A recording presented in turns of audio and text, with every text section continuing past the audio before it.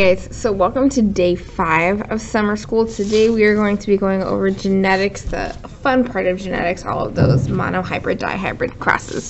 So a couple of key terms that I want to go over before you start. So the first are chromosomes. Chromosomes are simply just made up of DNA. Humans have 46 chromosomes, and on these chromosomes you have genes. Genes are just segments of DNA that code for a particular protein or trait. That's what we talked about yesterday. And then an allele is also a gene. It's just like a version of a gene. So if you have like the gene for hair color, well, your alleles would be like brown hair color and blonde hair color. All right, the other couple of terms I want to go over. Heterozygous. Whew.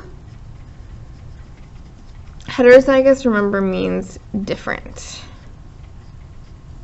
So that would be like if I'm going with hair color and if brown is dominant, capital B, and then lowercase b would be like blonde. But different meaning there's one capital, one lowercase.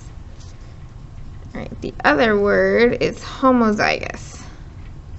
All right, so homozygous means same. So anytime you see this word, that means you're either going to have 2 big letters or 2 small letters.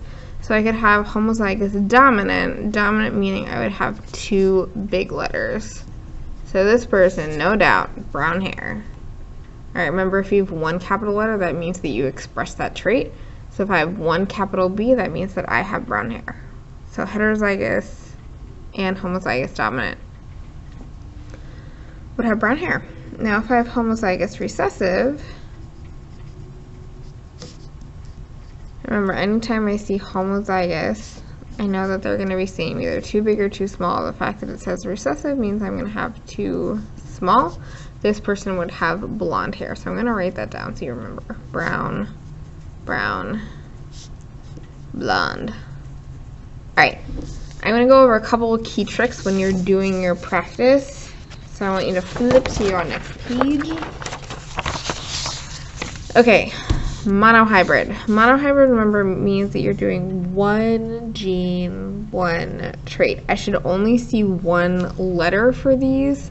So when you're reading, right, the letter that they've chosen here is B for black fur or brown fur. Make sure that when you're going for like homozygous, whatever they give you, that you're not bringing in another letter. Okay, for a dihybrid cross, this you're doing 2 traits, which means that you're going to see 2 letters. Okay, this one you will see 2 letters. Remember, it's going to give you some type of genotype, and you have to do a mini Punnett squares to figure out what all of the combinations are for up here and on the side. Alright, codominant. This is something that we haven't gone over so much. But codominant means that you see both traits. So imagine that you mix like a zebra and a giraffe. You would see both the zebra and giraffe. Meaning, like, if I'll make a picture.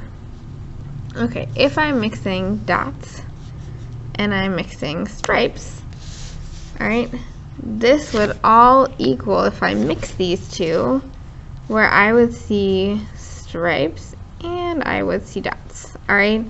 Neither one of them is dominant, they're co-dominant. Like, neither of them is dominant by themselves. Alright, incomplete dominance. Alright, so incomplete dominance means that you see a new trait.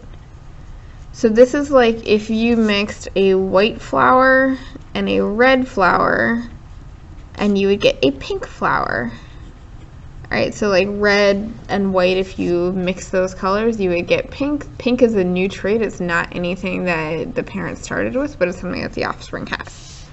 And then sex-linked traits. So that means that the traits in this problem are going to specifically be on the X or Y chromosome. Remember, these chromosomes are what determine your sex or your gender.